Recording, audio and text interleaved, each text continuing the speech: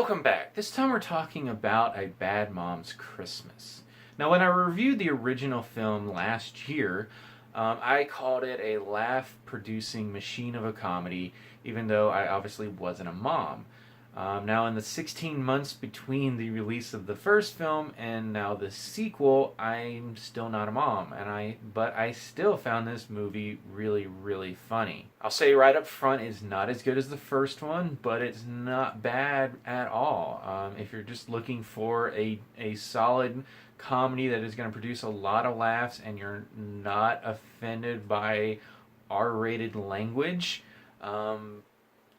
this is definitely a good comedy to go see. Mila Kunis, Kristen Bell, and Kathryn Hahn are all back as three moms dealing with a world that looks at a mother who is not perfect as a bad mom. That was the plot of the first movie, and now this time we jump ahead to Christmas, which is described as the Super Bowl of motherhood, when the expectations are higher than any other time of the year. And to make our three moms' lives even more hectic, each of their own mothers is showing up for the holidays. This adds Christine Baranski, Cheryl Hines, and Susan Sarandon to the cast, and all of them are excellent. Now, like in the first film, the characters are kind of cliche, but the reason they all work here is the solid writing. Writer-directors John Lucas and Scott Moore, who wrote the Hangover trilogy before taking the helm of the first Bad Moms film, they're both back, and I like their writing in this series now. They keep the jokes coming at a high clip, and the fact that they're so funny overcomes the issues of everyone more or less being a cliche.